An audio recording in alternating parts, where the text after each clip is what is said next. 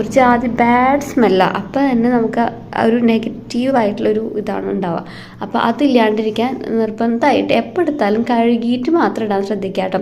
അതുപോലെ തന്നെ ദിവസത്തിൽ ഒരു വട്ടെങ്കിലും നമ്മൾ ഈ ഡിഷ് വാഷർ ഒഴിച്ച് വയ്ക്കുന്ന ഈ ട്രേ ഉണ്ടല്ലോ, ഈ ഏതിലാണോ നിങ്ങൾ ഒഴിച്ച് വയ്ക്കുന്നത് അതൊന്ന് കഴുകാൻ വെക്കുക കേട്ടോ. അപ്പോൾ കുറേശ്ശെ ഡിഷ് വാഷർ ഒഴിച്ച് വയ്ക്കാൻ ശ്രദ്ധിക്കുക. അങ്ങനെയാകുമ്പോൾ നമുക്ക് പകർത്തി എടുക്കണ്ടല്ലോ. ഞാനിപ്പോൾ ബാക്കി വരികയാണെങ്കിൽ ഏതെങ്കിലും ഒരു പാത്രത്തിലോട്ട് പകർത്തിയിട്ട് വേസ്റ്റ് ആക്കില്ല. ഒന്നല്ലെങ്കിൽ ക്ലീൻ ചെയ്യാൻ വേണ്ടി എടുക്കുക, സിങ്ക് ക്ലീൻ ചെയ്യുന്ന സമയത്ത് എടുക്കും. അല്ലാന്നുണ്ടെങ്കിൽ പകർത്തിയതിന് ശേഷം ഇത് കഴുകി വീണ്ടും അതിലോട്ട് ഒഴിച്ച് റീഫിൽ ചെയ്ത് വെക്കും കേട്ടോ. അതിൽ ലാസ്റ്റാണ് ഞാൻ സ്ക്രബ് ചെയ്തിട്ടേക്കുന്ന സിങ്ക് കഴുകുക കേട്ടോ. അപ്പോഴേക്കും നമ്മൾ അഴുക്കൊക്കെ പോയി നല്ല സിങ്ക് നന്നായിട്ട് തിളങ്ങാൻ തുടങ്ങും കേട്ടോ. അപ്പോൾ അതൊന്ന് കഴുകിയതിന് ശേഷം വെള്ളമൊക്കെ ഒന്ന് വൈപ്പ് ചെയ്ത് ഒരു തുണി വെച്ചൊന്ന് തുടച്ചിടുക. അപ്പോൾ നല്ല നീറ്റായിരിക്കും കേട്ടോ. അപ്പോൾ എത്ര വലിയ എന്താ പറയുക നെഗറ്റീവ് മൈൻഡ് ഉണ്ടെങ്കിലും ഇങ്ങനെയൊക്കെ നമ്മുടെ കിച്ചൺ കാണുമ്പോൾ